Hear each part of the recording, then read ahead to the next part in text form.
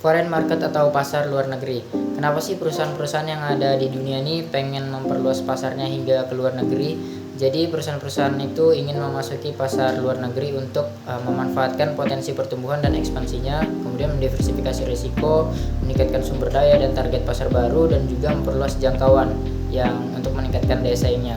Yang pada endingnya juga untuk meningkatkan keuntungan tentunya. Salah satu perusahaan multinasional yang juga memasuki pasar luar negeri adalah Hong Kong and Shanghai Banking Corporation atau HSBC, yaitu salah satu perusahaan perbankan yang berasal dari Hong Kong dan berkantor pusat di London, Britania Raya, dan sudah menjadi multinational corporation sejak abad lalu. Jadi yang memperluas pasarnya hingga ke luar negeri itu gak cuma perusahaan-perusahaan manufaktur, perusahaan industri, teknologi, ataupun perusahaan telekomunikasi, tapi juga jasa keuangan termasuk perusahaan perbankan juga melakukannya. Dan salah satu strategi yang digunakan HSBC ini adalah namanya wholly owned subsidiaries. Jadi wholly owned subsidiaries atau anak perusahaan yang dimiliki sepenuhnya adalah ketika sebuah perusahaan memutuskan untuk memiliki dan mengendalikan sepenuhnya anak perusahaan di luar negeri. Saya akan bahas bagaimana HSBC menggunakan strategi tersebut untuk masuk ke pasar Indonesia. Kenapa HSBC ingin masuk ke pasar Indonesia? Itu karena pada saat itu sekitar tahun 2007 sampai 2008 Indonesia itu memiliki populasi yang sangat besar, sekitar 230 juta jiwa, dan dengan ekonomi yang tumbuh stabil di atas 5% per tahunnya. Sektor perbankan di Indonesia juga mengalami pertumbuhan yang pesat, dengan aset perbankan tumbuh sekitar 20% per tahunnya, sehingga HSBC melihat peluang tersebut untuk memanfaatkan potensi pertumbuhan di pasar perbankan Indonesia yang masih relatif underbanked. Apa itu underbank? Jadi underbank itu merujuk pada populasi atau segmen masyarakat yang memiliki akses terbatas atau tidak memadai terhadap pelayanan keuangan formal, sehingga HSBC memanfaatkan keadaan tersebut.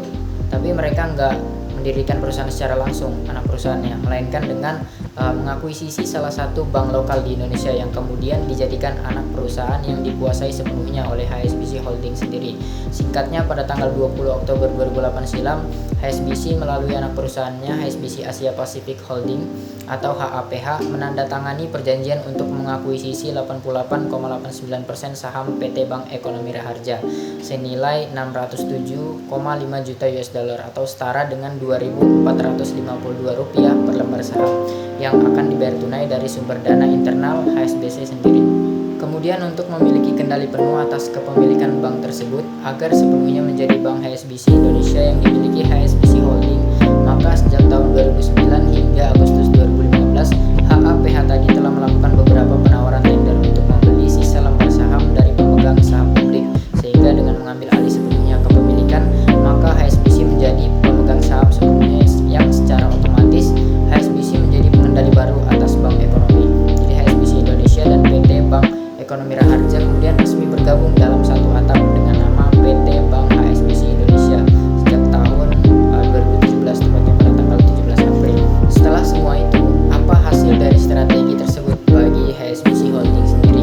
Oke, tentu saja banyak dampak positif bagi sang induk perusahaan dengan hadirnya HSBC Indonesia. Kita lihat di tahun 2017 saat pasca integrasi bank.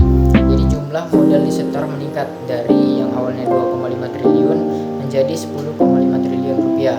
Modal inti utamanya pun juga meningkat dari 5,2 triliun rupiah menjadi 14,3 triliun rupiah. Kemudian juga kewajiban penyediaan modal minimum atau KPMM-nya berada di tingkat yang sehat, yaitu di angka 22,49%, dengan jumlah asetnya yang pada saat itu yaitu 101 triliun rupiah dan dengan laba bersihnya sekitar 1,3 triliun rupiah.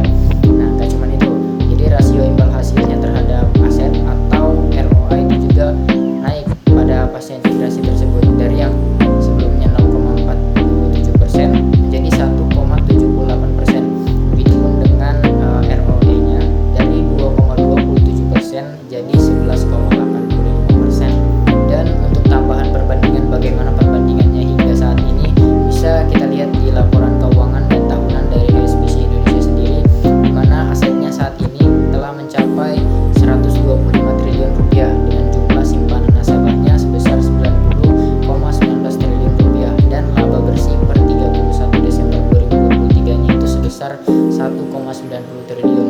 Bahkan sekarang udah ada 99 cabang HSBC Indonesia di 29 kota, yang secara otomatis keuntungan dan seluruh progres positif tersebut tentunya yang akan memberikan dampak positif bagi HSBC Holding Company-nya dalam hal finansial dan juga jumlah konsumennya.